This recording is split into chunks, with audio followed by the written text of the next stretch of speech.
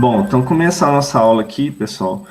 Antes só mostrar aqui, eu atualizei o PDF da parte de geração de código, né? Na parte que eu começo a falar dos blocos básicos, como criar, na parte que eu falo de otimização dos blocos básicos, né? Como criar o grafo acíclico dirigido para otimizar os blocos básicos, eu inseri uma explicação que estava faltando aqui, né? Antes do nó ser criado, inserido num grafo acíclico dirigido, a gente tem que verificar se já existe um nó com o mesmo operador, os mesmos operandos, né? Caso já exista, a gente não vai criar esse nó novamente, né? A gente vai acrescentar a variável do lado esquerdo da atribuição na lista de rótulos associada àquele nó. Então, tem a explicação aqui com base no exemplo aqui, né? Fazendo a referência aqui, né? No caso aqui, né, o x menos y aqui, né, a gente não cria novamente a expressão x menos y. Então, acrescentei essa explicação, e aí a parte de comando de cópia também, lá no grafo acíclico dirigido, para todo comando de cópia, a gente acrescenta a variável x na lista de rótulos associada à variável y. Então, a gente verifica onde que está o nó, onde que o y está, em qual nó, e acrescenta x lá.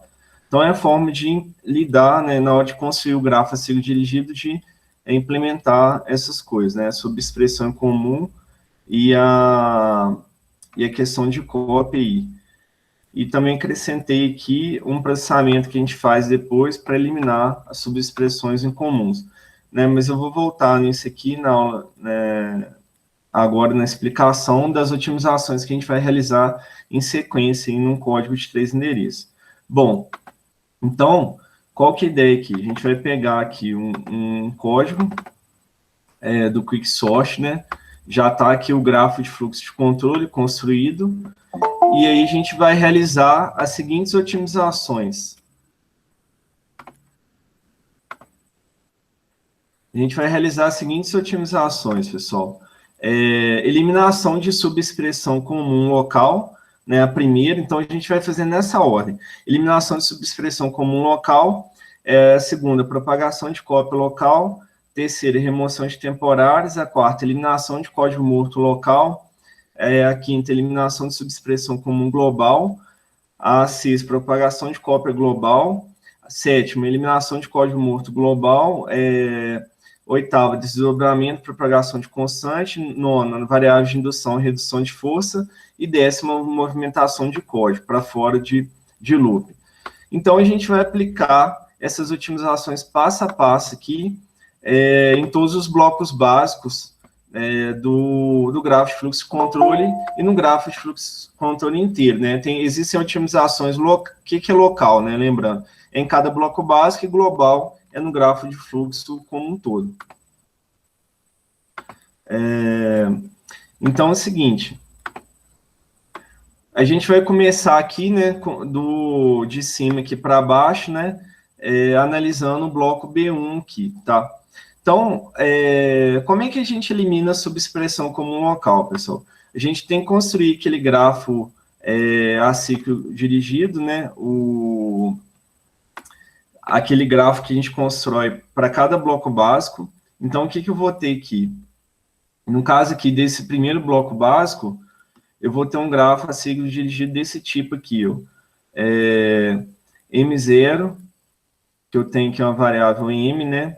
A constante 1, e uma operação de menos aqui, que vai se referir às duas aqui. E o I associado a esse rótulo aqui, né? Eu não vou fazer de todos aqui, não, vou fazer depois aqui do 5 e do 6, que a gente vai ter subexpressão comum ali. E aí a gente vai construindo assim, né? O J recebe N, então, associado ao nó, né? Esses aqui são nós também. Associado ao nó lá, N0, a gente acrescenta o rótulo lá, J, porque eu tenho um comando de cópia. Aí eu tenho a operação 4 vezes N, então, eu tenho aqui uma operação de multiplicação, que vai ter como operandos o N e a constante 4 aqui. E eu vou armazenar o resultado aqui em T1. E aí eu vou ter um acesso a um vetor, né, que eu vou gravar em V, então vou ter que um acesso ao vetor, a gente representa assim.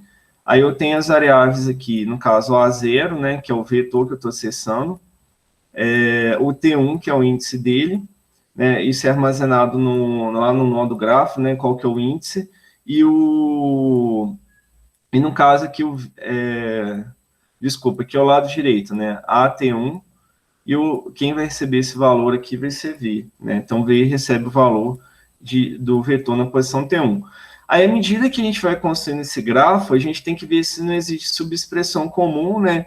No caso aqui, no momento da criação de cada nó, não existia um nó que tinha o mesmo operador e os mesmos operandos, né? Aqui é um vezes, aqui tem menos, né? Já é diferente. Aqui é um acesso a vetor. Então, a gente construindo um grafo a ser dirigido para o B1, a gente verifica que não existe subexpressão comum local no B1. Então, a gente não consegue eliminar nenhuma subexpressão comum local, né? A gente vai aplicando as otimizações, não necessariamente a gente vai conseguir realizar todas aí, tá? Então, para o bloco B1, eu não tem subexpressão comum local. Como é que você analisa isso também, sem precisar construir o grafo? Você bate o olho, né? É porque o grafo é construído pelo algoritmo lá, né? A forma que o algoritmo usa, o compilador usa para identificar isso. Aqui a gente pode bater o olho também e ver que não tem outra expressão aqui em M-1, né? Outra expressão 4 vezes N aqui, e outra expressão A na posição T1 aqui, né? Acesso ao vetor na posição T1, tá? Então, aí acabou de processar o bloco B1, vai para o bloco B2 para tentar eliminar a subexpressão comum local. Só que no bloco B2 a gente vai ver aqui também, pessoal, que eu tenho aqui, ó, I mais 1, não tem outra I mais 1, 4 vezes I, AT2 e essa T3 menor que V, né? Que é uma expressão também, não existe uma subexpressão em comum, não tem mais de uma expressão ali que seja igual. Então, no caso do B2, a gente iria conseguir esse grafo a ser dirigido também, né? O compilador constrói e verifica que não existe. Aí a gente continua a análise aqui, no B3. J-1, não tem outro J-1, 4 vezes J, não tem outro 4 vezes J, lembrando que a gente está analisando só as instruções do mesmo bloco básico. A na posição T4 não tem outro, T5 maior que V, não tem outra expressão desse tipo. Então, não conseguiu eliminar nenhuma expressão no B3. No B6 só tem essa expressão, né? Não tenho que analisar ali. Agora a gente vai para o B5 aqui. Aí o B5, pessoal, né, já tem até o grafo acíclico dirigido aqui, no material aqui. No caso do B5 é esse daqui, ó. Esse é o grafo acíclico dirigido para o B5. Então, o que acontece? Aqui eu tenho, né, vou abrir aqui no software aqui só para poder editar. Eu já tinha mostrado aqui, né, na aula passada que a gente tem esse grafo a ser dirigido. Então, o que acontece? Existe uma subexpressão comum que é 4 vezes I, né, e a 4 vezes J também, né, duas subexpressões comuns. Como é que o compilador identificou isso? No momento da criação do T7, que recebe 4 vezes I, ele verificou que já existia uma operação de vezes com os mesmos operandos, 4 e I, né, que é a operação que calculou T6. Aí, nesse momento, ao invés de criar um outro nó no meu grafo, eu vou acrescentar o T7 aqui na lista de rótulos daquele nó onde está o T6. No nó que já tem um T6, porque é a mesma conta que eu estou fazendo para T7, tá? Então, acrescento T7 aqui. E a mesma coisa acontece quando eu vou fazer a operação T10 aqui. T10 que recebe 4 vezes J. No momento da criação do nó aqui para T10, eu verifico que já existe uma operação vezes com os filhos operandos 4 e J. Aí eu crio, adiciono, né? Eu não vou criar um novo nó, né? Falei errado, eu vou adicionar o T10 na lista de rótulos aqui, associado na lista de rótulos do nó que estava associado com o T8.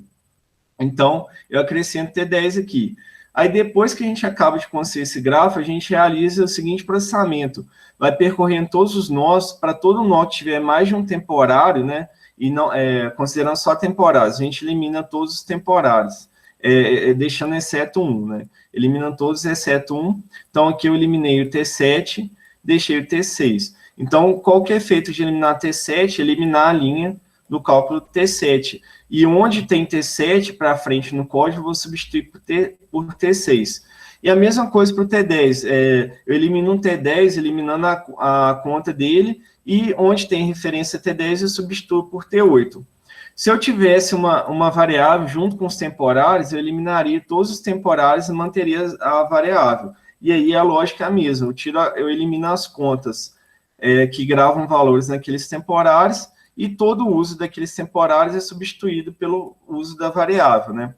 Então, o compilador construiu esse grafo e vai conseguir eliminar... deixa eu voltar aqui. Vai conseguir eliminar, como consequência disso, as duas subexpressões em comum, né? A4 vezes I e A4 vezes J. Então, a gente vai ter aqui, ó, a eliminação da 4I, no caso aqui, né, da segunda vez que eu calculo, né? Da 4 vezes I aqui, e 4 vezes J, no caso, o cálculo T10. Aí a referência aqui é T7, né? Vai virar T6 aqui, né? A gente vai ver no próximo documento que eu já fiz essa alteração. E o T10, desculpa, vai virar T8, tá? Então, eu consegui eliminar a subexpressão comum local no B5. Vamos ver o B6 agora. No caso do B6, também a gente construiu o grafo, né? A gente tem aqui o vezes aqui, que vai guardar aqui o valor que ser guardado em T11, se refere a 4 e aí eu tenho aqui o X recebendo aqui um resultado aqui do acesso na posição T11 ao vetor A, né? Então, a gente vai construindo. Aí, eu vou chegar aqui, ó, T12 recebe 4 vezes I. O que vai acontecer? Já existe um nó com o mesmo operador, os mesmos operandos. Então, eu vou acrescentar na lista de rótulos o temporário T12, né, associado ao mesmo nó que estava o T11. Então, ele já vai eliminar depois o T12. Aí, eu faço aqui T13, né, 4 vezes N, então, eu vou ter outra operação aqui. T13, que vai multiplicar 4 por N. E aí eu tenho acesso ao vetor aqui, né, o T14 recebe o A na posição T13. Tá, A na posição T12 recebe T14. Então, o A na posição T12 recebe T14, que está aqui, tá? Então, esse aqui é o A na posição T12, né? Está recebendo valor. E aí, quando eu chegar aqui, pessoal, T15, 4 vezes N. Como já existe um operador vezes com os operandos 4 e N, eu vou acrescentar T15 na lista de rótulos, tá? E aí, depois eu vou ter que a última atribuição, que é a T15 recebe X, né? Aqui vai ficar meio bagunçado, né? Porque eu vou ter que fazer referência a T15 e o X que foi definido aqui, né? Aí, quando eu acabo de construir o grafo, quando eu vou realizar aquele processamento que eu comentei, a gente vai eliminar aqui o T12, né? Vai se referir agora a só o T11, não vai ter mais a conta T12, e o T15 vai sair fora, vai se referir só ao T13. Então, o efeito disso é eliminar aqui a conta aqui do T12, atribuição T12, atribuição T15, e trocar T12 por T11 e T15 por T13. Então, após essa primeira otimização, a gente tem mudança só aqui no B5 e no B6, tá? Então, eu fiz aquelas mudanças que eu comentei. Então, a gente aplicou a primeira técnica de otimização. Só lembrando, pessoal, que determinar essa ordem aqui, né, é um problema NP, né? É difícil determinar essa ordem, né? Então, tem algumas coisas que já são comuns de serem feitas em determinada ordem, mas é difícil de determinar essa ordem. A segunda técnica de otimização, propagação de cópia local. Na verdade, a propagação de cópia local, ela aplicada para introduzir código morto num código, né? Então, vamos ver aqui como é que funciona aqui. Deixa eu só ver o chat aqui. Bom, desculpa, gente, deixa eu só fechar aqui.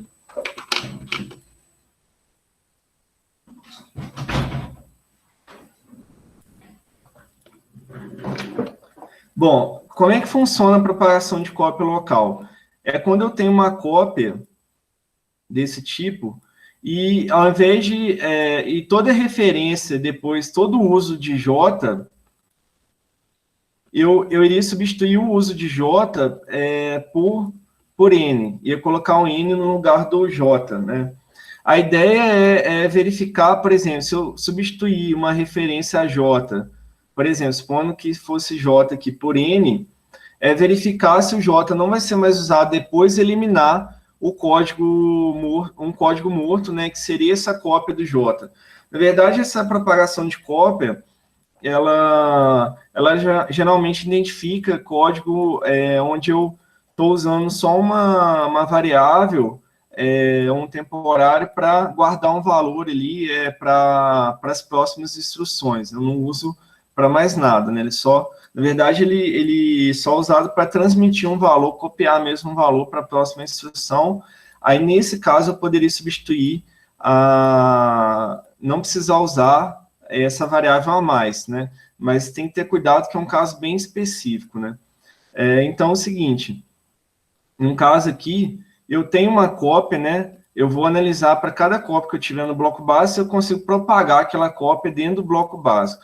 No caso, como eu tenho a cópia o J recebendo N, eu não tenho mais uso de J aqui, tá, pessoal? Eu teria que procurar o uso de J. Então, eu não tenho como eu trocar o J por N, né? O uso de J, né? O uso é quando vem do lado direito aqui, eu trocar todo o uso de J pela variável N.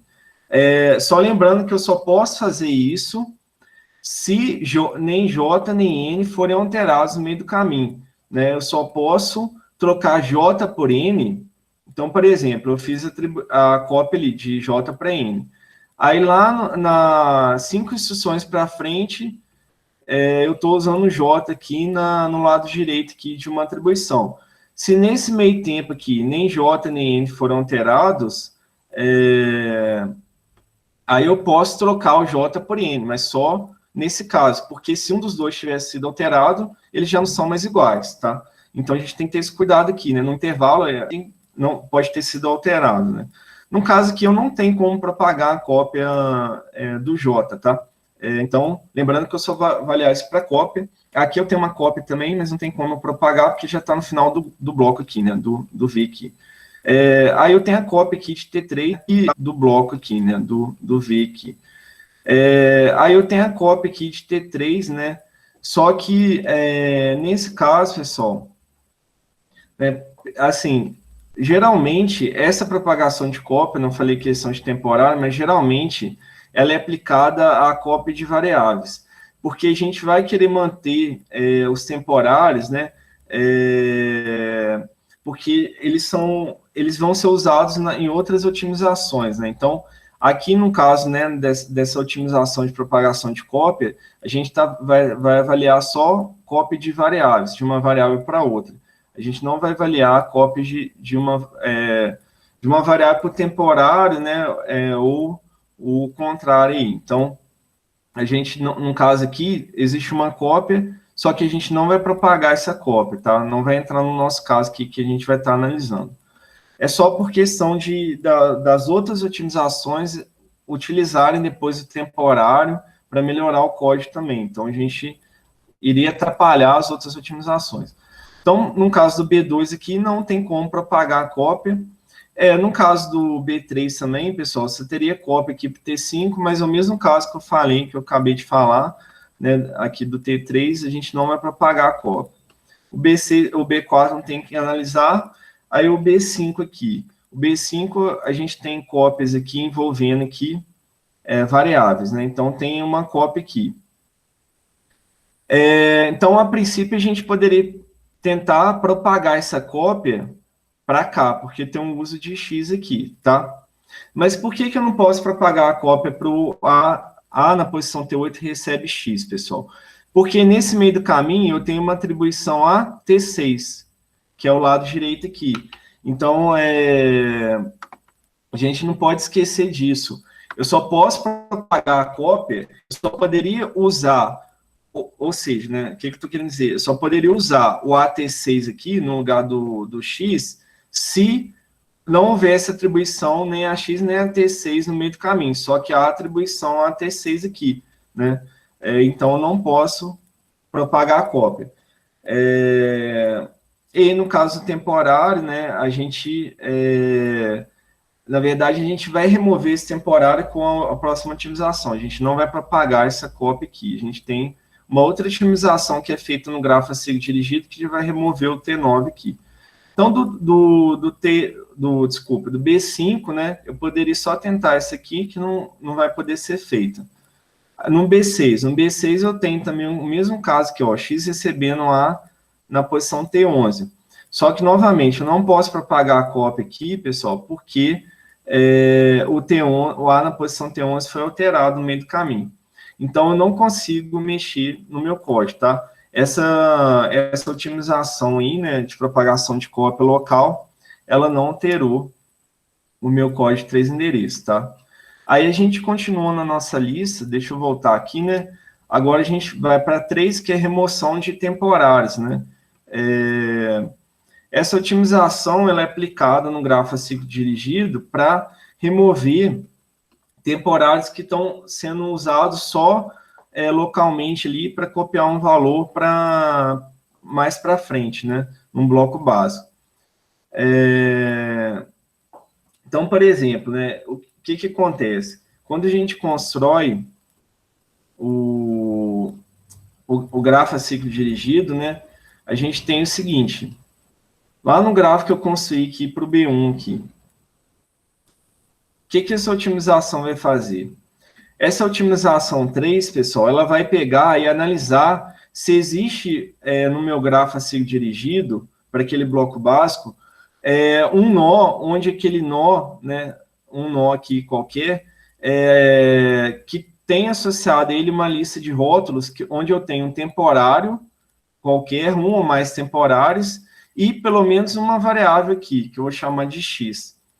Nesse caso, se eu tenho essa situação, pelo menos uma variável, e um ou mais temporários aqui, associados ao mesmo nó, o que eu posso fazer? Eu posso remover todos esses temporários, por quê? Porque o valor deles, né, já está na variável, né? Então, posso utilizar, ao invés de utilizar os temporários, eu vou utilizar a variável, eu não preciso deles. Então, posso remover todos os temporários associados a esse nó, por exemplo, uma operação de mais, né, não importa que operação. E aí eu vou manter só a variável. Então, é isso que essa técnica de otimização faz. No caso aqui do B1, a gente não tem esse caso, né? Do B2 também não. Se a gente construir... Xandão, Fala. esse passo vai junto com a subexpressão comum? A gente pode aplicar junto ali, né? No caso, eu não sei por que eu coloquei aqui no 3 aqui. Igual eu falei, Antônio, a questão da ordem é complicada, né? Eu poderia ter colocado como número 2 aqui, depois propagação de cópia, mas ele é aplicado, o meu grafo, ele existe lá, meu grafo é ciclo dirigido, né? Então, é porque do jeito que eu coloquei no material, do jeito que eu expliquei lá, né? É como se ele já fizesse esse processamento junto mesmo. É porque no B5 você teve esse caso e você cortou. Em tese, então, pode deixar lá e no passo 3 você vem e elimina. Não, só um cuidado. Eu cortei lá no B5 o temporário com temporário, né? Tá. Aqui, entendeu? Aqui eu poderia ter colocado junto, né? Por exemplo, aqui, remoção de temporários. Seria melhor pela forma que eu coloquei também no material aí, atualizado para vocês aí. Mas só um cuidado, Antônio, que a diferença é que lá no né? Deixa eu voltar aqui na explicação. Lá no caso do B5, a gente tinha só temporários, né? Era lá o, né, T6 e T7, né? Associado a um nó. E aí, beleza, eu vou eliminar a subexpressão em comum, eliminando aqui o caso aqui do T7, né? É porque aqui, na verdade, é porque tem um detalhe aqui que é o seguinte, quando você tem... Quando você tem um comando de cópia, porque assim, na verdade, são dois passos que eles se sobrepõem aqui, né? Quando eu estou eliminando um TI aqui, pode ser que eu esteja eliminando uma subexpressão em comum. Só que pode ser que eu esteja eliminando também só um comando de cópia lá do... usando um temporário, que eu só uso temporário para fazer uma cópia. Eu vou mostrar ali o exemplo, né? Aí não dá para saber. O algoritmo, ele na verdade, ele vai fazer esse processamento e aplicando essas duas coisas, né? Porque deixa eu voltar aqui. Aqui no caso do B5, a gente vai ver... né, deixa eu focar já no B5 aqui, que vai cair nesse caso. Quando eu construo o grafo aqui a ser dirigido aqui, na verdade, o meu grafo ele já foi processado, né? Aí eu teria a situação ainda de ter aqui, ó, o vezes aqui, apontando aqui para 4 e 0. Né, eu já eliminei o T7, o X vai receber... Aqui o contrário. O X vai receber o acesso aqui do vetor A na posição T6, e aí eu tenho um T8, 4 vezes J.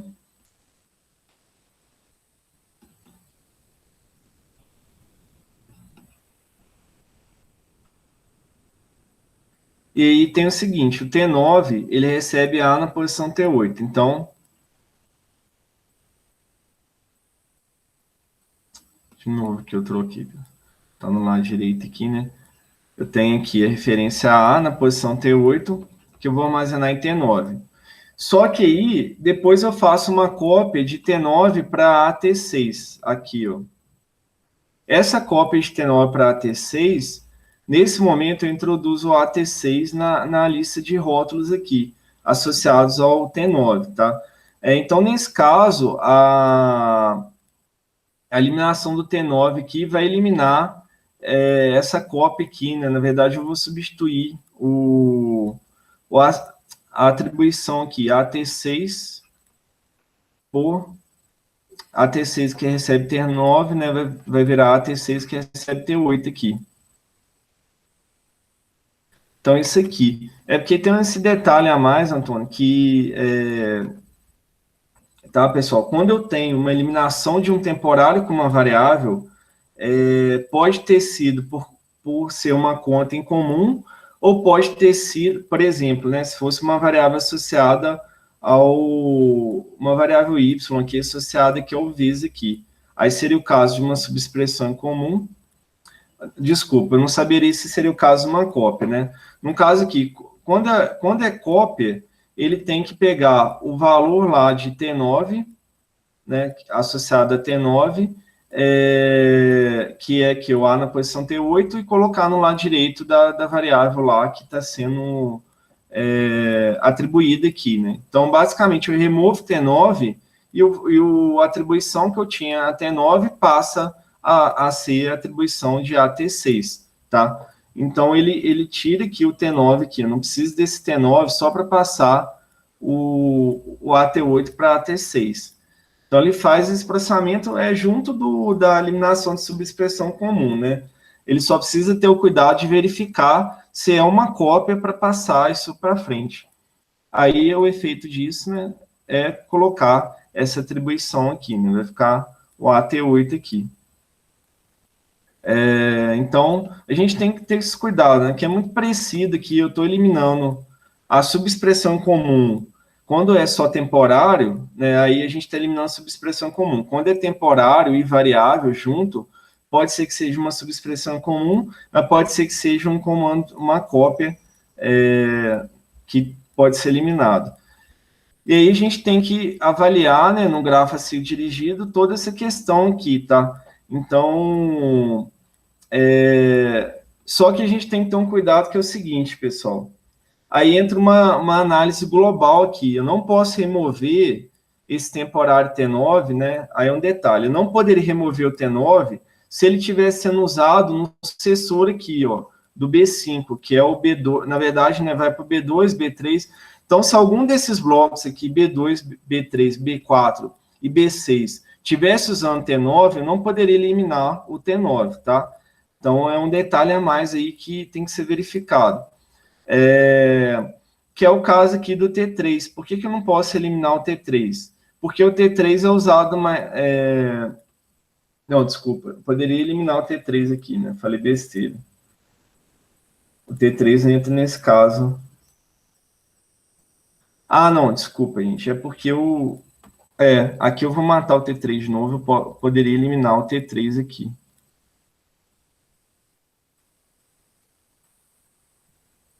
Não sei por que eu não fiz o... Eu acho que eu não eliminei aqui no B2 aqui.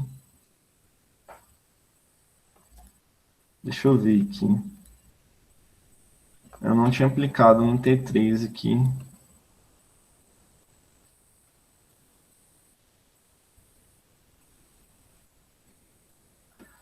Agora eu não lembro, porque tem uns detalhes, no caso do...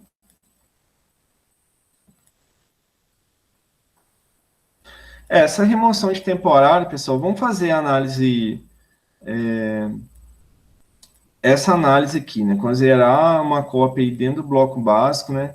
Aqui eu poderia também eliminar aqui o T3 aqui e, seguindo essa mesma linha aqui, o T5 aqui, né? Colocar o AT4 aqui no lugar do T5. Só que eu acho que ele não faz isso para tentar reaproveitar um temporário aí, né? Porque tem questão das outras otimizações também. Mas, enfim, a gente poderia fazer essa mudança aqui também. E aqui no B6 também. A cópia aqui, ó, T14 recebe a T13, cai no mesmo caso aqui do T9, que eu posso eliminar o T14. Né? Lá no grafo ciclo dirigido, eu teria um nó de acesso a vetor aqui, que teria associado a ele o T14 e o AT13 aqui. Então, eu posso eliminar o T14, desculpa, o AT11 aqui, por causa da cópia ali. Posso eliminar o T14, né, e fazer o AT11 receber o AT13, porque eu não preciso mais de usar o T14 aqui. Então, a mesma ideia aqui do passar o AT8 para a próxima instrução aqui, tá? Então, seriam esses casos aqui, pessoal, de propagação, desculpa, de remoção desses temporários, né? E aí a gente continua, a gente sempre vai aplicando a otimização, transformando o grafo, né? E no caso aqui, né, eu tinha esquecido aqui desse, né, mas eu transformei esse aqui. A gente vai transformando o grafo de fluxo de controle, os blocos básicos, né, e consequentemente o grafo de fluxo de controle. A otimização 4 aqui, eliminar código morto local, ela é realizada depois da propagação de cópia. Então, é local, né, quer dizer que eu só vou avaliar um bloco básico, né, um bloco básico por vez. Então, deixa eu ir lá para o final do 3 aqui. A gente tenta verificar se existe alguma atribuição a uma variável, onde essa variável não é utilizada posteriormente, tá, pessoal? Só que aqui, né, a gente tem que ir, J, V aqui, que são todas usadas aqui mais para frente aqui, tá? Então, a gente não tem o vetor A, né, obviamente, a gente não tem código morto, desculpa, eu estou falando uma análise... porque é o seguinte, né, A análise é local, mas, na verdade, eu tenho que verificar quais variáveis estão vivas na saída do bloco, né? O que acontece, pessoal? Nessa transição agora para a próxima otimização, nessa otimização já, a gente precisa falar de uma análise de fluxo global. Infelizmente, sim, eu não tenho tempo para a gente ver muito em detalhes, né? Eu vou tentar explicar aqui com base no exemplo aqui, nesse exemplo aqui, né? Então, a análise de fluxo de dados global, ela vai calcular aquelas informações de próximo uso, né, e variável viva para todo o grafo de fluxo de controle. Então, a gente viu nas aulas anteriores a questão da variável viva e próximo uso em um único bloco básico, tá? Aí a gente começa de trás para frente, analisando lá, né, qual que é a variável V foi usada na instrução 8 aqui. Então, o próximo uso de V na instrução 8, e ela está viva, aí eu passo essa informação para a instrução 7, né? Na instrução 7, eu sei que a variável V está viva na instrução 8, e que o próximo uso dela é a instrução 8.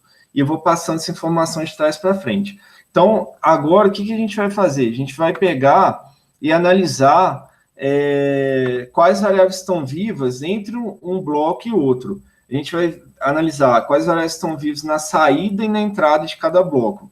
Por que eu preciso falar disso? Porque essa informação é utilizada para as otimizações que a gente vai ver, inclusive, desculpa, pessoal, inclusive para essa utilização de eliminar código morto, tá? Então, qual que é a ideia aqui da análise de fluxo de dados global? A gente começa de trás para frente também, analisando dos blocos básicos aqui que estão mais embaixo para os que estão mais em cima, né? Analisando aqui dos sucessores para os antecessores, tá? Aí, para cada variável que é usada aqui, para cada variável que é referenciada, eu coloco aqui que a variável está viva, né? Então, desculpa, que é referenciada não, que é usada aqui no lado direito. Então, o que acontece? Analisando o B6 primeiro, né, depois a gente vai para o B5 e vai subindo. Quais são as variáveis que estão vivas na entrada desse bloco? São as variáveis que estão vivas aqui no bloco, né? É uma variável que tem um uso pelo menos um uso antes de eu fazer uma atribuição a ela. Então, no caso aqui, ó, eu tenho o uso da variável i antes de eu fazer uma atribuição a i. Eu tenho o uso da variável a antes de eu fazer uma atribuição a a. Eu já não tenho o uso da variável x antes de eu fazer uma atribuição a x. Então, o x não está vivo na entrada do bloco. Eu tenho o uso da variável n antes de eu fazer uma atribuição a n. Eu tenho o uso, o a eu já coloquei, né? E o x não conta porque eu fiz uma atribuição a x. Então, no caso desse bloco aqui, pessoal, as variáveis que estão vivas na entrada desse bloco são as variáveis i, a e n. Aí, como é que funciona isso? Eu vou calculando essas informações, eu vou passar isso para frente. Então, eu vou passar isso para o antecessor. Vou passar para o meu antecessor as variáveis i, a e n como vivas aqui na entrada de B6, tá? Por quê? Porque essas variáveis, se elas não forem mortas aqui no B4, elas estarão vivas também mais para frente. Então, a ideia do algoritmo que a gente viu, de variável viva e próximo uso, só que sendo aplicada para vários blocos básicos, tá? Então, aqui eu já posso acrescentar, como as variáveis que estão vivas na saída aqui, as variáveis i, a e n, tá? Porque são variáveis que são usadas aqui no B6 e que não foram mortas aqui no B4. Aí vamos continuar essa análise agora, analisando as variáveis que estão vivas na entrada do B5. Então, a mesma ideia, eu vejo quais variáveis têm uso antes de ter uma atribuição. Então, aqui no caso, vai ser I, vai ser o A, vai ser o J, o A a gente já colocou e o X não entra porque eu fiz uma atribuição a X. Então, o que eu vou fazer? Eu vou pegar e colocar essas variáveis vivas aqui, se elas não foram mortas no B4, na saída do B4 também. Então, na verdade, a gente vai unificar aqui nessas coisas aqui, né? Eu já tinha I, A e N, né? Agora eu vou acrescentar IA, N, e agora faltou só acrescentar o J aqui, que veio do B5. Então, quais são as variáveis que estão vivas na saída de B4? IA, N, J, que são as variáveis que são usadas depois, né, que estão vivas em B5 e B6, né? O que complica aqui, pessoal, é o fato de eu ter vários caminhos aí, tá? Que complica fazer essa análise de fluxo de dados global, né, de variável viva, próximo uso global, em relação ao local. Então, a gente vai continuando fazendo isso. Deixa eu voltando aqui, depois a gente tem que seguir o outro caminho aqui, tá? Do loop aqui. Então, voltando nesse caminho, eu tenho aqui quais são as variáveis que estão vivas na entrada de B4. São as variáveis que estão vivas na saída e que não foram mortas aqui nesse meio do caminho, né? Na verdade, a que eu tinha falado de não matar aqui, né? Essa variável... é verdade. Se eu não tivesse matado aqui, ela não estaria viva também na saída. Então, as variáveis que estão vivas aqui, que não foram mortas, né, antes do uso aqui, no caso, não tem nenhuma que caiu nessa situação. Então, tem aqui, ó, I, A, N e J. E aí eu vou propagando essas informação para trás. Quais são as variáveis que estão vivas na saída de B3? Eu tenho que analisar aqui, se eu não matei nenhuma dessas variáveis aqui, né, que ele vai receber do B4, no caso aqui, na verdade, eu tenho o uso de J aqui, né, depois de atribuir ele. Então, o J vai estar vivo aqui até o final, o A vai estar vivo e o V vai estar vivo. Aí já aparece uma outra variável aqui, pessoal, que é a V, né? Então, tinha aqui, ó, A, vírgula, I, vírgula A, vírgula N, vírgula J, vírgula V. Por quê? Porque V está vivo na saída desse bloco também. Só que o que vai acontecer, né? Quando eu acrescentei V aqui, eu tenho que ver lá na implementação, gente, eu não vou discutir questão de implementação que é mais complexo, né? É bem difícil entender, né, a implementação. Mas lá na implementação, a análise tem que dar algumas passadas pelo grafo para pegar todos os casos aqui. O que acontece? Quando eu acrescentei V aqui na saída aqui de B3, né, porque V está vivo na saída aqui do bloco, eu tenho que analisar se mais para frente, se V vai ser usado, tá? Então, olha só, se eu olhar aqui para o B4, B5, B6, eu não tenho uso de V. Mas aí, o que acontece? Quando eu volto aqui no loop, aqui, ó, quem que é o sucessor de B5? Como eu tenho um loop, eu tenho que voltar para B2, eu vou verificar que lá em B2 eu tenho uso de V. Lá em B2 aqui.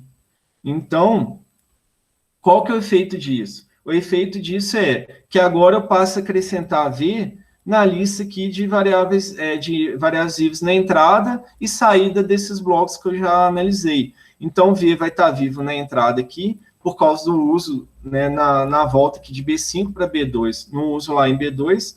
Então, está vivo na entrada de B4, está vivo na saída de B4, porque eu não matei ele, está vivo na entrada de B5, porque eu não mato ele aqui. Desculpa, está vivo na entrada de B5 porque ele veio vivo, eu não matei antes de usar aqui, está vivo na saída aqui de B5 também, ó. Na saída de B5 eu vou ter, no caso aqui, o I, o J e o V aqui, que estão vivos na saída de B5, tá? Então, o V está vivo aqui em todo esse caminho, e ele está vivo aqui também na entrada de B6, tá? Aqui o B6, pessoal, seria depois um caminho para outros, né? Mas eu não vou fazer saída dele aqui para outro bloco ou para o final aqui, né? O fragmento do Quickssort aqui. A gente não vai analisar aqui, não. Então, eu propaguei o V aqui, ó, né? Acrescentei o V aqui, ó, em todas as entradas e saídas que a gente tinha analisado, inclusive aqui do B5. Aí, eu vou continuando, então, no caminho que eu estava fazendo aqui. Aí, quando eu volto no B3 aqui, pessoal, eu analisei a saída dessa aresta aqui. Agora, eu tenho que analisar a saída da aresta que volta aqui para o próprio B3, tá? Então, na aresta que volta para o próprio B3, eu tenho que as variáveis que vão estar vivas, né? São as variáveis que ele recebeu aqui, né? Do B4 aqui, I, A, N, J e V, menos as variáveis, né, essa lista, menos aquelas que eu mato em B3 e que ficam mortas na saída de B3. Aqui só um cuidado que eu estou matando J, mas depois eu uso ele, tá? Então o J mantém na lista, eu não estou matando I aqui, não estou matando A, que não tem atribuição vetor, não estou matando N, não tem atribuição N, não estou matando V. Então, a informação que veio do B4 aqui, I, A, N, J, V, ela vai estar aqui também, porque eu não estou matando nenhuma dessas variáveis aqui, dentro do B3, tá? I, A, N, J. Pessoal, só para deixar claro, eu não vou pedir isso aqui na prova, não, tá? Estou explicando para a gente entender as outras otimizações. Então, eu tenho mesmo as variáveis aqui na saída, né, de B3 aqui para ele mesmo. Aí eu vou andar para trás agora, eu vou pegar as variáveis que estão vivas na entrada de B3. Aqui, no caso, vai dar no mesmo, né? Que a da saída é igual da entrada aqui por causa do loop, tá? É a mesma coisa aqui, né? E agora tem que analisar as variáveis que estão vivas aqui na entrada devido a essa aresta. Aí eu tenho que ver se no caso aqui, desculpa, eu já propago aqui, das variáveis que estão vivas na saída, menos aquelas que foram mortas aqui. No caso, o J, ele é morto, só que ele é usado na mesma instrução, tá? Então, ele continua vivo aqui, vai ficar I, A, N, J e V, tá? Só esse cuidado, porque o único que eu poderia achar que morre é o J, mas ele está vivo por causa do uso aqui, no mesmo comando. E aí eu propago essa informação para trás aqui. Quem está vivo na saída aqui? São variáveis que estão vivas na entrada do bloco sucessor, menos aquelas que eu matei. Eu matei o I aqui, só que eu uso ele aqui. No caso, vai continuar a mesma coisa aqui, pessoal. I, A, N, J e V, tá? Porque eu não mato ninguém. E aí, aqui eu tenho que analisar também a saída. Como eu não estou matando ninguém aqui, também nessa aresta aqui, né? Eu estou usando as mesmas variáveis aqui, não tem variável nova que eu estou usando, vai ser também I, A, N, J e V, que vão estar vivos na saída e na entrada dessa aresta. E aqui na entrada da outra aresta, né, do B5 aqui, a gente tinha determinado que era o I, J e V, tá?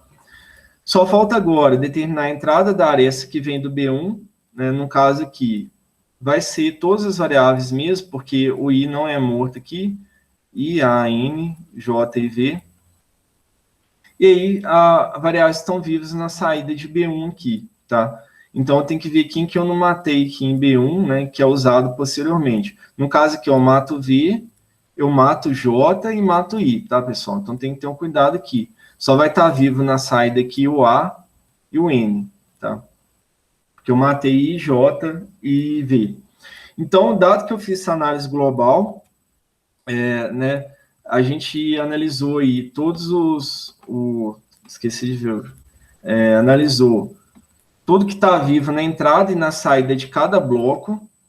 Aí, de posse dessa informação, então a gente calcula essa informação e vai usar agora essa informação para fazer a análise aí, que eu falei de remover código morto local, né? Então, para eu remover essa cópia aqui, por exemplo, J recebe N, ou atribuição, né, o I recebe M-1, eu teria que ter certeza, pessoal, que o I não é usado posteriormente, né? Eu teria que ter essa certeza que o I não vai ser usado posteriormente, tá? Aqui acho que eu errei aqui, porque o I...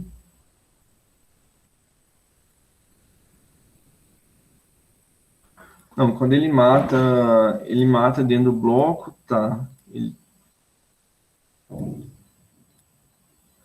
Eu tenho que olhar, no caso aqui, né, ele tem que olhar para os sucessores, né, e verificar se não tá vivo aqui, né, mais para frente aqui. Então, no caso aqui do I, eu tenho uso aqui no B2, então não tem como eu matar a atribuição I. No caso do J, eu tenho uso também lá no B3, não tem como matar a atribuição J. No caso do V, eu tenho uso em B2, também não tem como eliminar essas coisas, tá? Então, são coisas que eu estou utilizando mais para frente, não tem como eliminar, não tem código morto no caso do B1. Só conferir um negócio aqui, pessoal.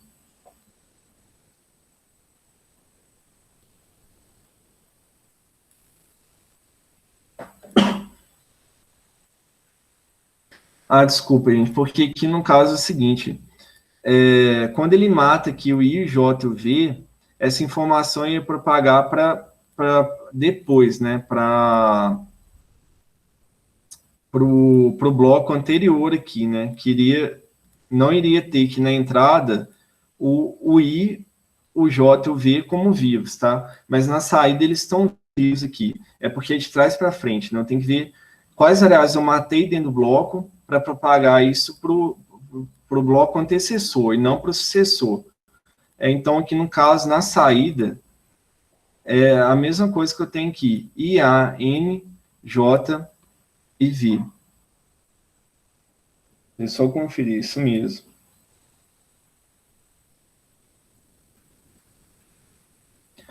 E aqui eu esqueci de um detalhe aqui, ó. O N, ele vai aparecer aqui, porque eu tenho o uso de N lá na frente, vai aparecer aqui e vai aparecer aqui. Então, estava esquecendo do N também. Nessa área, essa aqui. O resto aí, o resto são as 5 variáveis aqui. 5, 5, 5, 5, 5, com exceção aqui do B6, né? 5.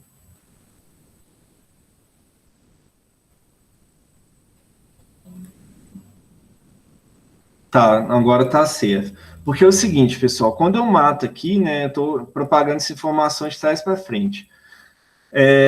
Aqui na instrução 1, eu sei que o I vai ser usado mais para frente na instrução 5, tá? Porque ele está sendo usado aqui, ó. E na instrução 2, eu sei que o J vai ser mais usado na instrução 4, 5, 6, 7, 8, 9, 10. Não, na instrução 9, desculpa. 4, 6, 7, 8, 9. Então, eu tenho essa informação, né? Para cada instrução, eu calculei essa informação e mantenho essa informação. Então, aqui, só voltando aqui, eu não posso eliminar, né, o I M-1, porque eu estou usando o I mais para frente, né, não posso eliminar a J que recebe N, estou usando mais para frente, não posso eliminar a atribuição a V, porque está sendo usado mais para frente.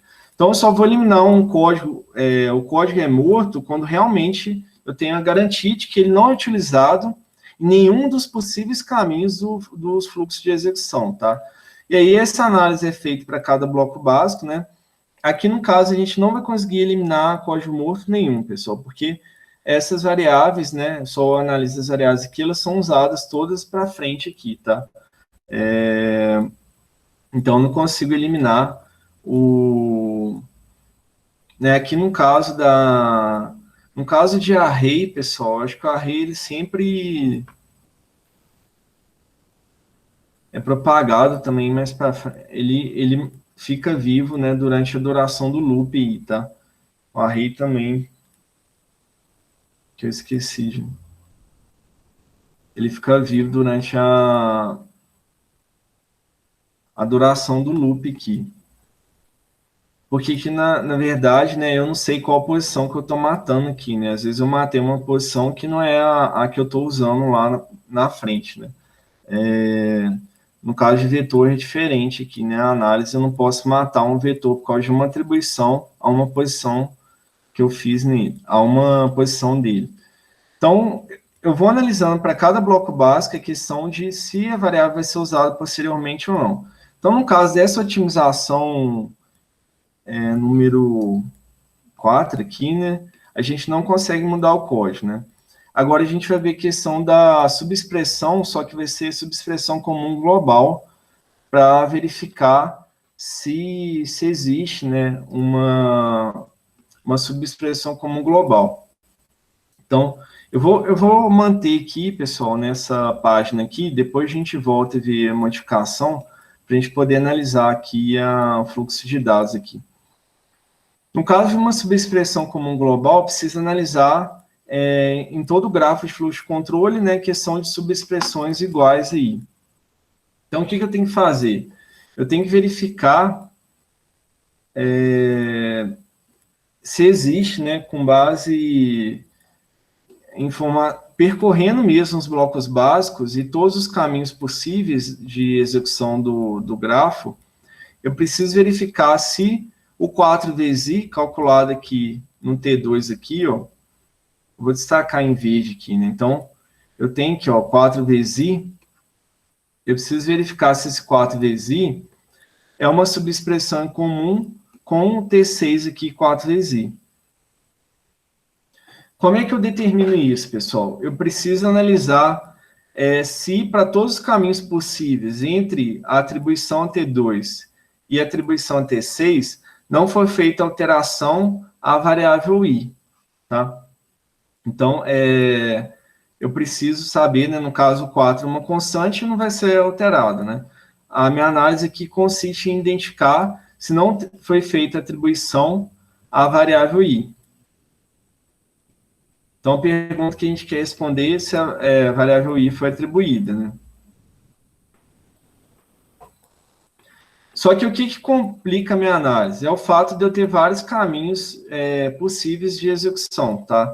Então, a gente tem que analisar para cada um. O primeiro caminho que eu vou fazer é esse aqui, B2 para B3, para B4, para B5, tá?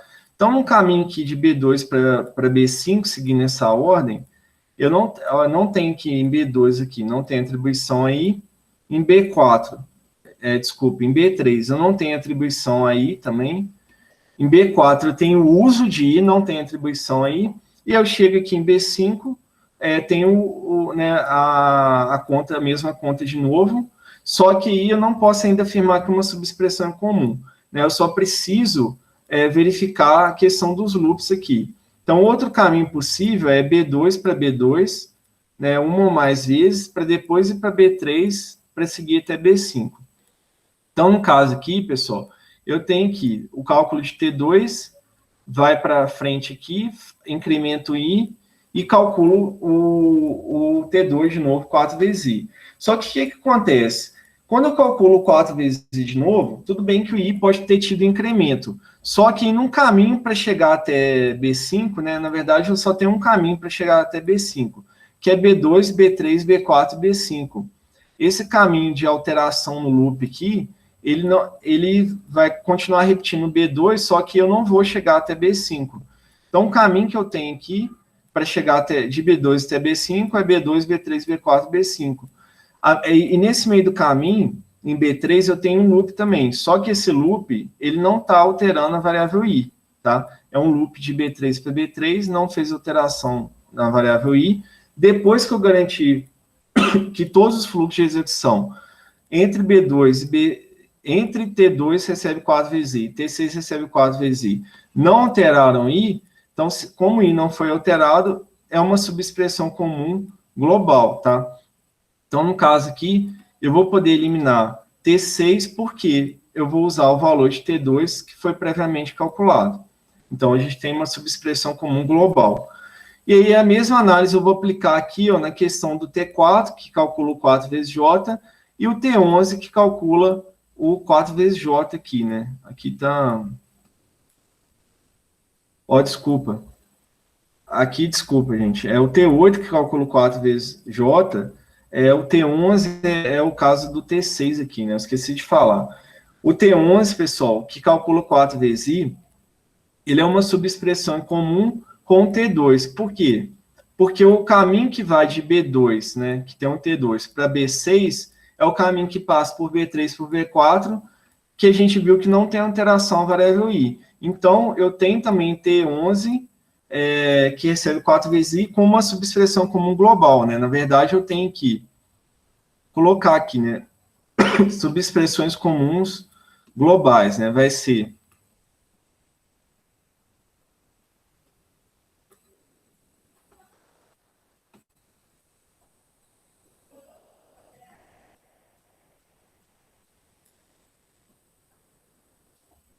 o T2, o T4, T6, desculpa, e o T11.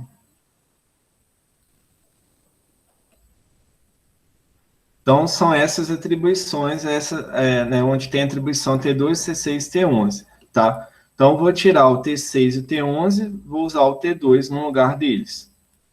E aí, a mesma coisa vai acontecer para T4, 4 vezes J, e o T8, 4 vezes J, tá? Porque, né, nesse meio do caminho, eu tenho uma alteração AJ, mas só cuidado que entre o T4 e o T8, eu não tenho atribuição AJ, né? Nesse caminho de T4 para T8, passando ali, né, B3, B4, até chegar em B5. Então, outra subexpressão comum é T4 e T8, eu não vou ter aqui outra aqui com 4 vezes J. E eu tenho mais uma subexpressão comum, né, que é a T1 aqui. A T1 com a T3 aqui, pessoal.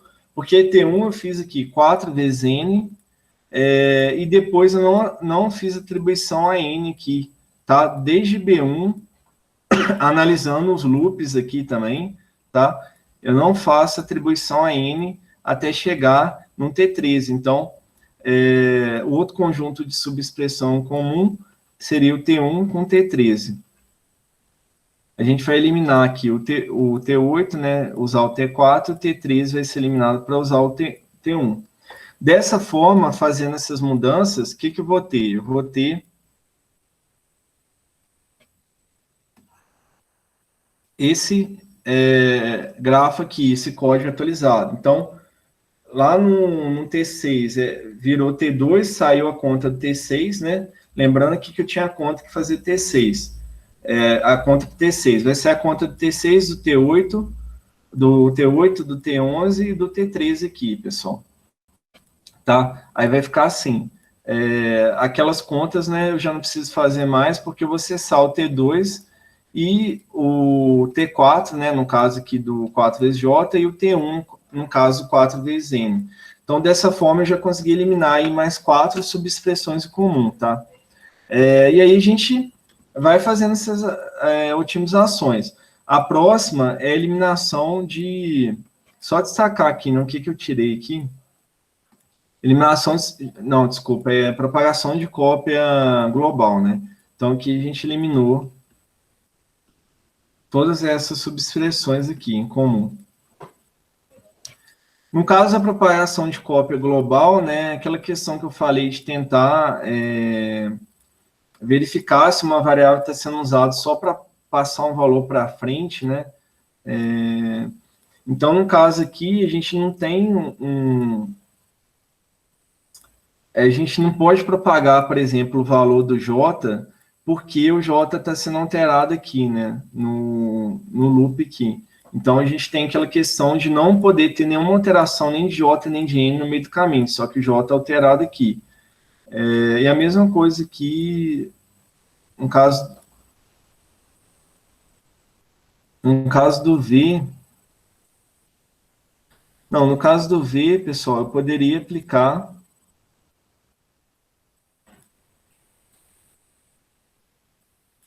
Eu poderia aplicar para V, por exemplo, né, o AT1 aqui, para propagar a cópia aqui para...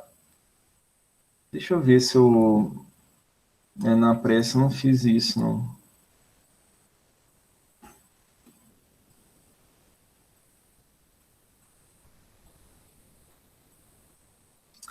Ah, não, mas aí tem um detalhe que é o seguinte,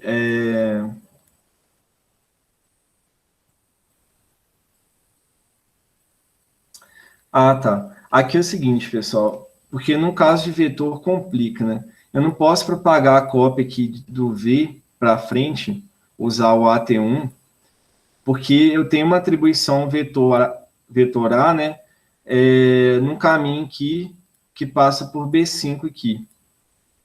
Então, que é o caminho que volta lá, né, no B2 aqui. Então, nesse meio do caminho, até o uso de V aqui, o primeiro uso de V, eu tenho uma atribuição vetor A. Se eu tiver alguma atribuição vetor, eu não posso mais propagar a cópia usando elementos daquele vetor, porque eu não sei qual que é o valor. Nesse ponto do código que a gente está gerando código lá, a gente não sabe se o índice é igual, se não é, então a gente não pode propagar essa cópia com vetor. Então, a gente tem que ter o cuidado aqui. Então, a atribuição vetor A nesse fluxo aqui, tá? Impede de eu fazer isso. Então, no caso aqui, a gente não conseguiria propagar a cópia, né? Não tem mais caso aqui que eu poderia propagar, porque aqui o AT2 está sendo alterado. Não conseguiria propagar a cópia global. E aí, a 7, eliminar código morto global, né? e depois a gente tem a de constante ali. No caso da sétima otimização também, a gente não tem código morto aqui. Se a gente for analisar, né, todas as variáveis são usadas posteriormente, eu não tenho um código que eu possa eliminar, né, que não é usado, tá? É só a gente fazer análise de fluxo global, ver quais variáveis estão vivas na saída e quais variáveis são usadas dentro do mesmo, no caso, né, no mesmo bloco básico aqui. Então, a gente não vai ter variável morta, não conseguir eliminar código morto. E aí a gente não tem desvio também para nenhum local, não tem código que está depois de desvio condicional, sem rótulo, né? Não tem esses casos assim.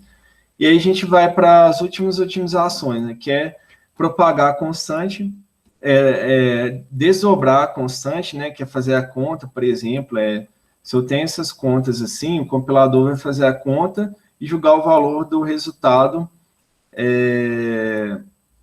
no lugar da operação, para não precisar fazer operação. Né? Ele já faz a conta em tempo de compilação. Só que aqui eu não tenho operações envolvendo só constante. Então, eu não tenho a utilização de desdobramento constante e, consequentemente, propagar um valor constante, tá? Que não cai em nenhum desses casos aqui. Porque eu sempre estou trabalhando aqui, né, com variáveis no lado direito ou uma constante vezes uma variável. Então, eu não tenho efeito na otimização, no caso seria 8 ali, né? Então, depois da otimização 6, 7, 8, o meu grafo fica a mesma coisa.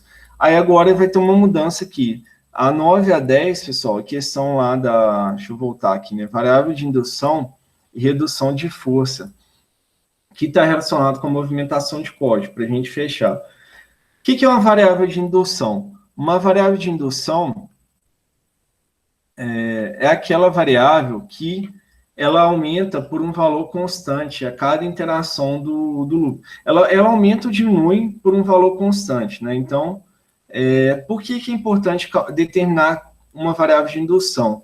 Para a gente tentar substituir a operação que é feita nela, cada interação do loop, por uma operação mais barata.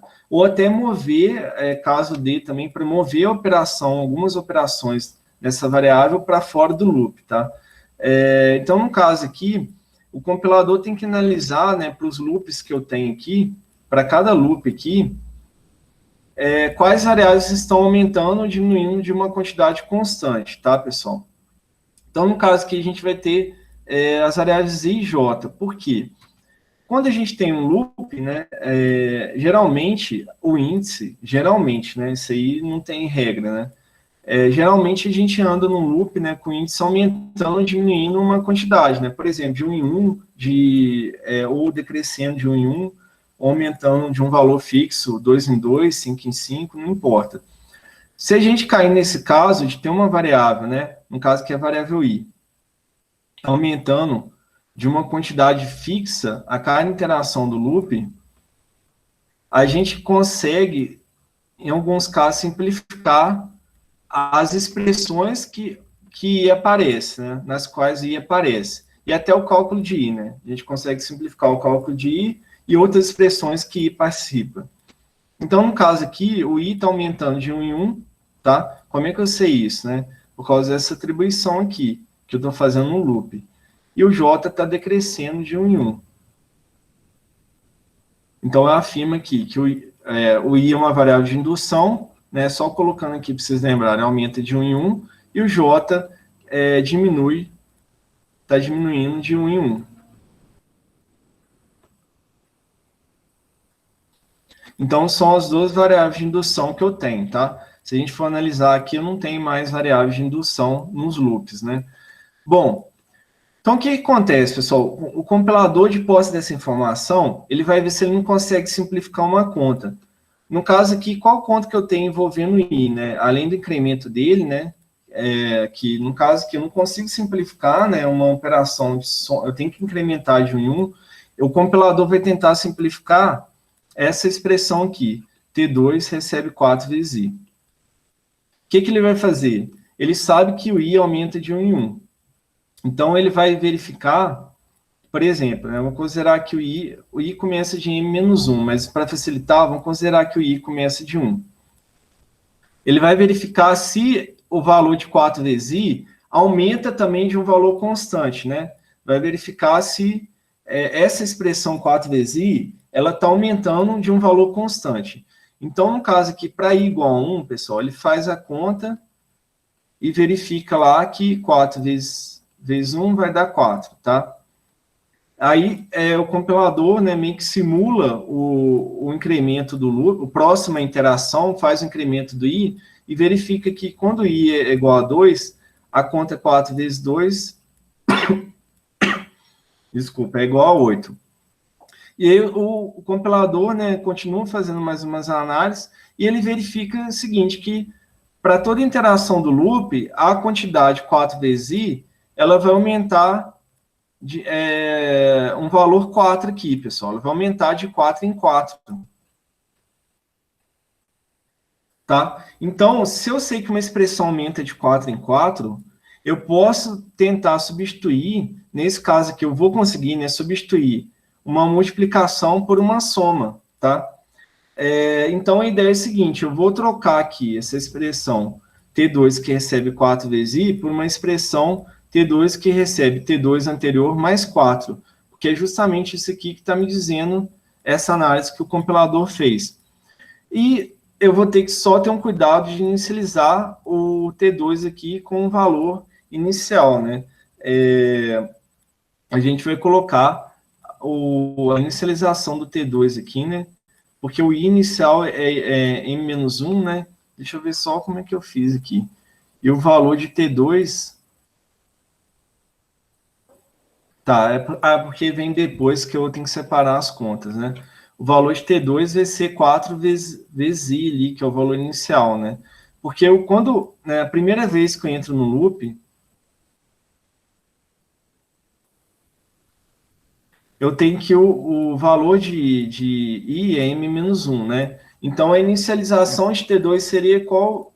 Seria M, né? No caso aqui, M vezes 4, né? A primeira vez que eu entro no loop ali. A inicialização do T2 seria M vezes 4, tá? Então, eu preciso manter isso aqui. Então, o que eu faço? Né? Na verdade, eu pego a operação 4 vezes I e movimento ela para fora do loop.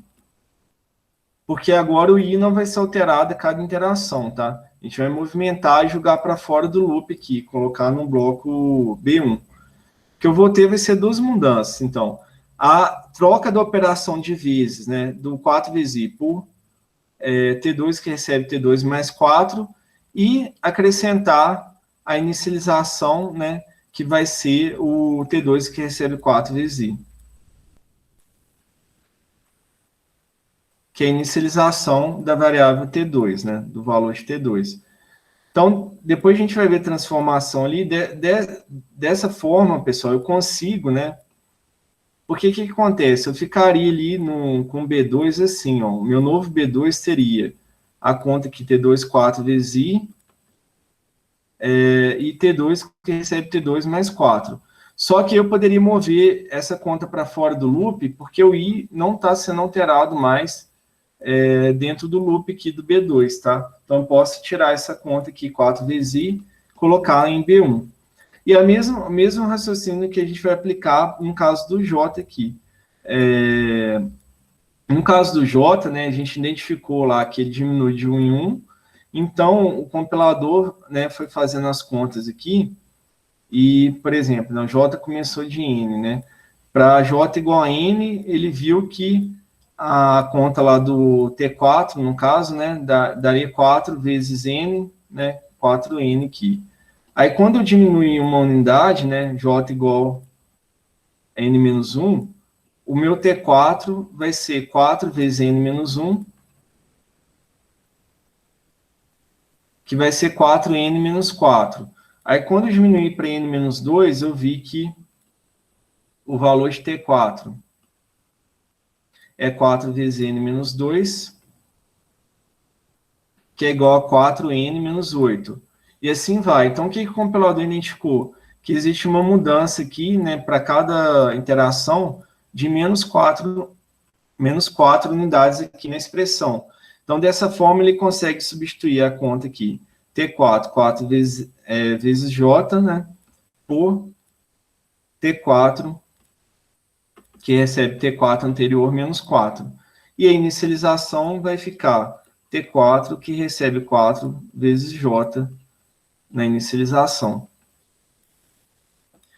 Então, dessa forma, eu consigo trocar duas operações de multiplicação por operações de soma, né? E movimentar uma expressão, duas expressões, no caso, né, para fora do loop, tá? Então, é uma otimização, assim, que já é mais complicada de entender, pessoal, porque a gente precisa determinar essas variáveis de indução e depois, para toda expressão que elas aparecem, verificar se a expressão aumenta ou diminui de um valor constante e tentar reduzir a força da expressão. O que é isso? Trocar operações mais caras por operações mais baratas. Ao fazer isso, também, ao reduzir a força, substituir a conta lá, a forma como eu calculo a expressão, eu tenho a possibilidade de realizar a otimização 10, né, que a gente já está discutindo, que é mover código para fora do loop, que é um código que não alterado a cada interação do loop, né? No caso aqui, né, eu estou mostrando aqui, mas aqui é alterado. Como é que ficaria? Eu ficaria aqui com as inicializações do T2 e T4, e depois eu faria incremento ali de T2 e T4, né, usando a soma e a subtração. Então, a gente conseguiu reduzir mais ainda o custo que eu tenho, né, porque o custo de executar operações no loop é alto, eu reduzi o custo de executar multiplicações aqui em B2 e B3 para executar... aqui está errado, pessoal, é menos aqui. É T4 menos 4 aqui. Para executar adição e subtração, tá? Então, eu consegui, né, otimizar meu código mais ainda. E faltou só um detalhe aqui do T3, né, a gente poderia ter eliminado esse aqui também, né, ficado com código, né, no caso aqui, o do B2 aqui, né, seria... ele reduzir para duas instruções, né? T2 recebe T2 mais 4 e if AT2. Porque eu acho que o vetor, pessoal, sempre entra no caso do vetor aqui, né? O vetor quer dizer que é um acesso à memória, né? Acho que é por isso que ele não faz isso no livro aqui.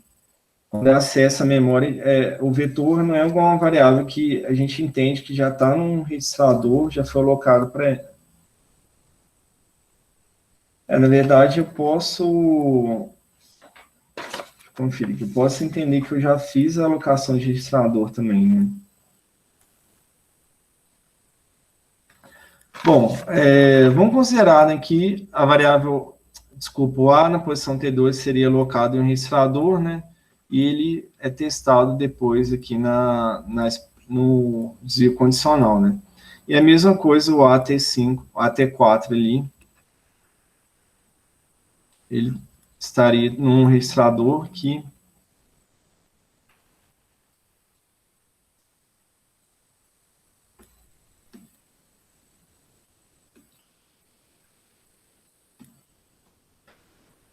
então, no final das contas, pessoal, eu tinha notado aqui, né? Eu acho que cai de 30, agora eu não sei onde que está aqui.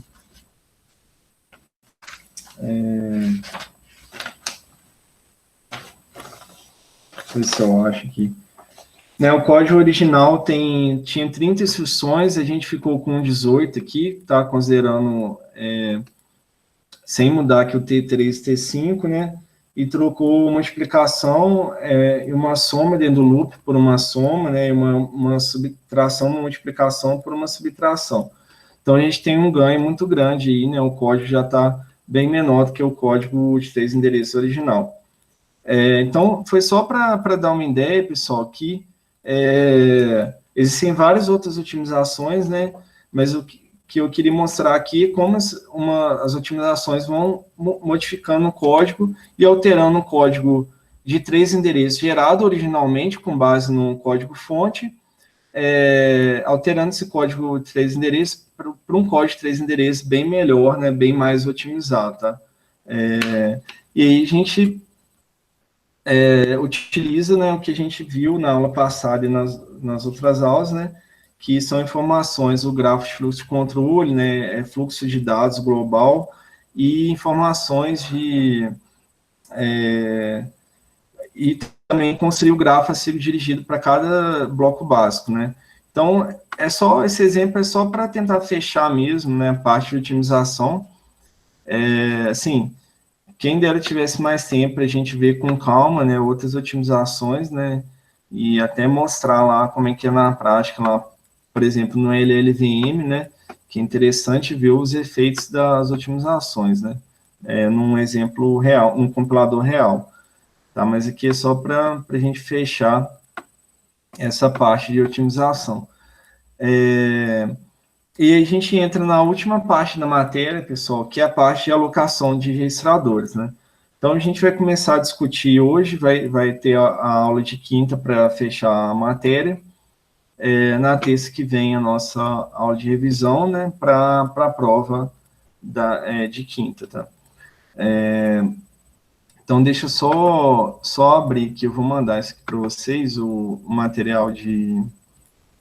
Desculpa, esse é o mesmo de geração de código, né? Só que está no final, na parte final lá do material.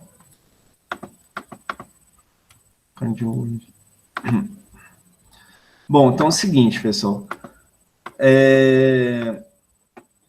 Né, tudo que a gente viu, né, no curso aí para chegar né, considerando que o nosso objetivo final é gerar um código assembly, tudo que a gente estudou até hoje, né, foi o passo a passo aí para chegar nesse código assembly, né, e um assembly que seja o mais otimizado possível, né, a gente chegar no código de máquina, tá? Então, o gerador de código, né, ele, na verdade, ele vai... a gente já estava falando de gerador de código, por quê? Porque o gerador de código, ele pega o código de 3 endereços, ele vai construir todo aquele grafo de fluxo de controle, vai fazer a análise de fluxo de dados, vai fazer as otimizações. Então, na verdade, o gerador de código anda junto com o que é chamado otimizador, né? Eles são feitos em conjunto aí. E aí, num ponto que a gente está agora no final, né, a gente considera já que o código de 3 endereços foi otimizado o máximo possível, todas as otimizações que a gente queria aplicar foi aplicada, e aí eu estou com o código de 3 endereços que é o mais otimizado possível para aquele código fonte de entrada, né, lembrando que eu não, o código otimizado, ele ainda implementa, né, corretamente o código fonte, né, a gente não pode fazer nenhuma alteração aí na semântica do código original. Então, aqui a gente vai discutir como agora gerar as instruções, né, alocando o registrador para cada endereço que eu tenho nas instruções no código de 3 endereços. Né. Então, o nosso algoritmo, né, a gente vai considerar que ele vai gerar código bloco básico por bloco básico. Né, ele vai processar um bloco básico, gerar o código para aquele bloco básico e ir para o próximo bloco básico, né? Na verdade, não ficou bom aqui esse único bloco básico, né? Dá a ideia de se focar em um bloco básico, gerar para ele e ir para o próximo. Então, a ideia é evitar, sempre que possível, pessoal, gerar cargas, né, e armazenamentos, né? Lembrando aí, né, carga é você carregar um valor da memória, né, e armazenar um valor na memória. A gente quer evitar isso o máximo possível pelo custo que isso tem, tá? E aí, o problema que a gente tem na geração de código diz respeito a responder essa pergunta aqui, né? Como tirar melhor proveito dos registradores? Por quê? Porque os registradores são a memória que é a mais rápida, a gente vai sempre estar usando os registradores para carregar os operandos das operações, né? E realizar a operação com base nos registradores, tá? E eu destaco 4 usos principais aqui dos registradores, né? o primeiro uso aqui, né? Alguns ou todos os operandos, né, dependendo da arquitetura aí, porque no caso da arquitetura da Intel, lá, AMD, não precisa ter todos os operandos em registradores, né? Ao contrário do MIPS, pelo menos na versão MIPS que eu conheço, né? Precisa ter todos os operandos em registrador. Então, eu preciso, primeiro uso é a questão de operandos, né?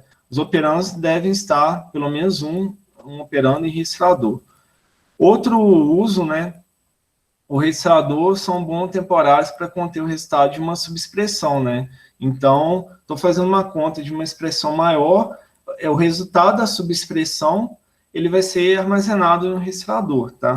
Para eu poder usar para fazer a conta da resposta final da expressão maior.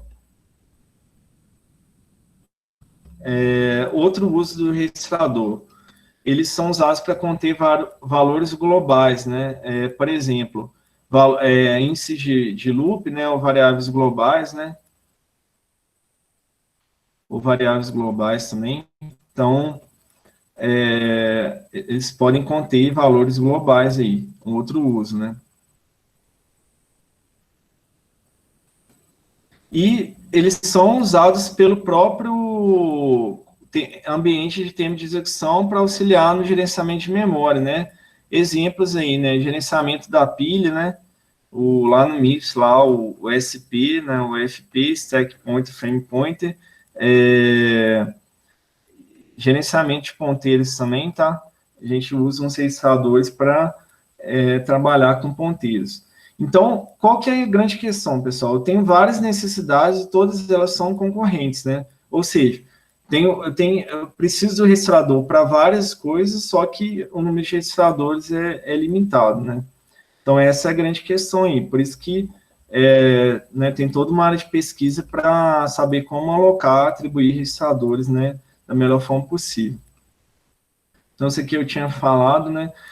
No caso, a gente vai considerar uma máquina RISC, tá? Que ambos os operandos têm que estar em registrador. E aí a gente precisa, pessoal, né, não vai dar tempo na aula de hoje, mas vamos começar a ver discutir aqui. A gente precisa de uma estrutura de dados já para controlar, na hora da geração de código, né, quais valores estão em quais registradores, né, quais registradores estão sendo usados, né, e por quais variáveis, onde que eu encontro o valor mais atual de uma variável, tá? Então, esses descritores aqui de registrador de endereço são as estruturas de dados que a gente utiliza para isso, tá? Então, a ideia é que para cada instrução de 3 endereços, eu vou verificar se ambos os operandos já estão em registradores. Por quê? Porque se um dos operandos, né, ou ambos os operandos não tiverem registrador, eu tenho que carregar eles para um registrador para depois gerar a operação, né? Só que se eu for carregar eles no registrador que já está ocupado, eu tenho que gerenciar essa questão de saber se eu tenho que gravar de volta na memória o valor daquela variável que está no registrador que vai ser reutilizado ou não, né? Então, a gente vai discutir essas coisas aí, né, que estão envolvidas aí nessa questão de uso dos registradores, tá? Então, nessa estrutura de dados que a gente vai utilizar, pessoal, destacar aqui, ela controla quais variáveis têm seus valores em registradores, em quais registradores, e eu controlo também qual endereço de memória, né, se o endereço de memória da variável tem um valor atual dela, porque pode ser que eu calculei um valor atual dela em um registrador, né, e não armazenei de volta na memória. Então, eu tenho duas estruturas de dados, né, desculpa, tem dois descritores nessa estrutura de dados. O descritor de registrador, o que é isso, né? Ele guarda os nomes das variáveis que têm o valor atual naquele registrador, né? Então, a gente vai ver um exemplo, né, passo a passo. Por exemplo, o descritor do registrador R1. Se ele tem lá, dentro dele lá, armazenado as variáveis A, vírgula, C, quer dizer que as variáveis A e C têm um valor atual armazenado, que foi calculado no registrador R1, tá? Então, os valores atuais de A e C estão no registrador R1. Então, esse descritor de registrador guarda os nomes das variáveis cujo valor atual está nesse registrador. a gente vai ter um para cada, né? Para cada registrador disponível. Por exemplo, se eu tenho 32, eu teria um descritor para cada registrador disponível na minha máquina. Aí vai muito da arquitetura, né, da máquina, pessoal. Sempre que eu discutir que vou tentar fazer um paralelo com o MIPS aqui, né, mas tem muita coisa que eu não lembro aí, mas aí vai da arquitetura-alvo. E aí eu tenho um descritor de endereço também. O que é esse descritor de endereço? Ele vai guardar o endereço ou os endereços onde o valor da variável, o valor atual da variável, né? O valor atual da variável pode ser encontrado. Então, o descritor de endereço, ele é definido para cada variável que eu tenho no programa, e aí ele informa, né, onde que eu posso encontrar o valor atual da variável. Por exemplo, no caso aqui quando eu faço uma atribuição a A, né, que estava no registrador R1, o descritor de endereço de A vai ter o valor R1.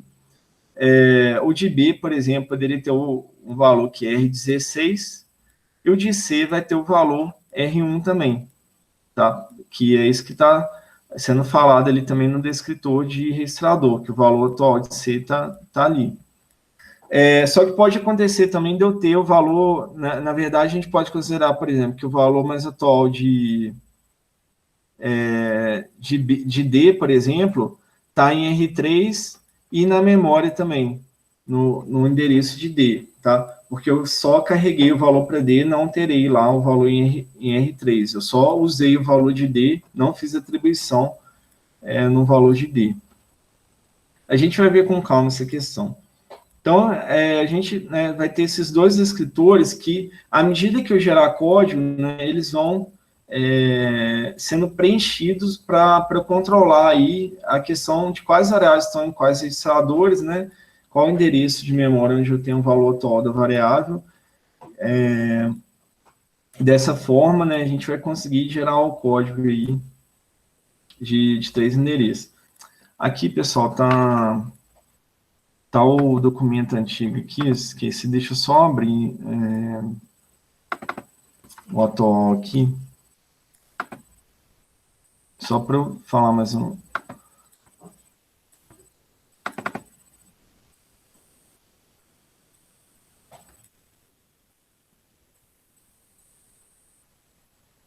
Tá, então a ideia do algoritmo geração de código, pessoal, é pegar para cada, só para finalizar aqui, para cada instrução de 3 endereços no meu código, né, eu vou analisar, eu vou escolher registradores para os operandos e para o destino. Para isso, eu vou usar as estruturas de dados que a gente vai ver, que a gente acabou de comentar, que a gente vai ver na prática e como elas são utilizadas, né? Então, a função que eu chamo aqui getReg é a função que é responsável por selecionar registradores para cada operando e para cada endereço, né, que eu tenho na minha instrução de 3 endereços e aqui, tá? Então, ela é a função que a gente vai descrever aqui, que vai selecionar registrador para cada endereço lá na instrução i aqui. Então, a gente vai ver como ela trabalha com esses descritores, né? E ver as escolhas que ela faz, né? Existem heurísticas, né? Na verdade, a gente vai seguir aqui uma ideia bem simples, né? Que funciona para vários casos aqui. Só destacar aquela que vai selecionar os registradores, né? Essa função, eu esqueci de falar, né? getReg, ela vai usar a informação, toda a informação que ela puder, né? Além de informações aí do descritor de registrador de endereço, usar todas as informações de fluxo de dados que o meu compilador calculou. E outras informações também na tabela de símbolos, tá? Então, tudo que eu tiver disponível para ser utilizado, para decidir melhor, né, para tomar uma decisão melhor com relação à locação de registrador, eu vou utilizar, né? Não tem por que não utilizar essas informações, tá? Eu vou tentar, né, na próxima aula a gente ver aqui a explicação, pessoal, Aí, eu vou tentar, né, aplicar aqui o passo a passo no mesmo código lá do que a gente viu aqui, né, do Quicksort aqui, tá? A gente tentar justificar aqui, né, no código final aqui, as escolhas de registrador aqui, né, porque escolheu registrador para tal variável, né, porque que eu tirei uma variável.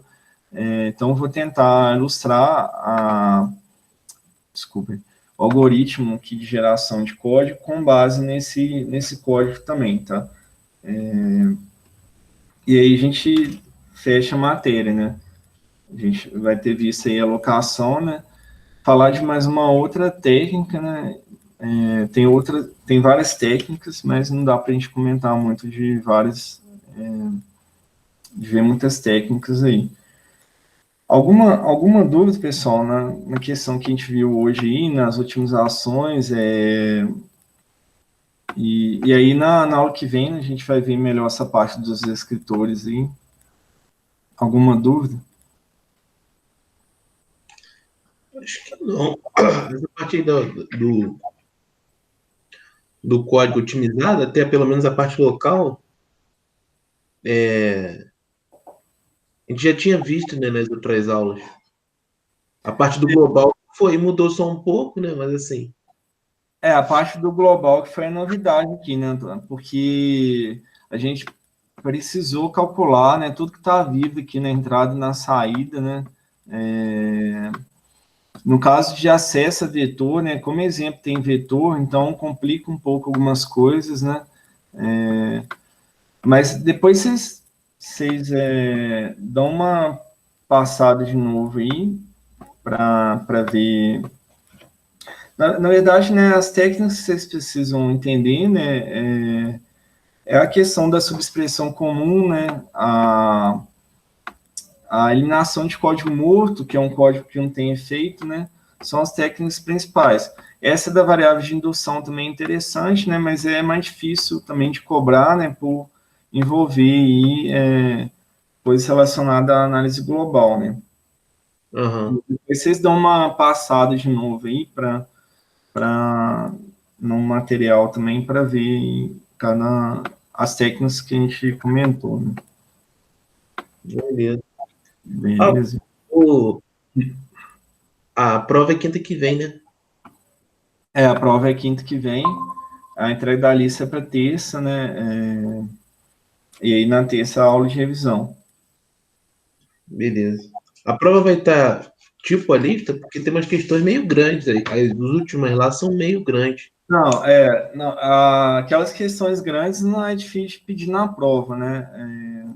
Questão 19 lá, né? Até, por exemplo, dependendo, se conseguir uma árvore de sintaxe muito grande, né? É difícil também, né? Acho que era mais questões que são muito grandes assim, né? Eu vou evitar pedir, né? Vou pedir questões menores mesmo. Tá, beleza. Deixa eu interromper aqui, gente.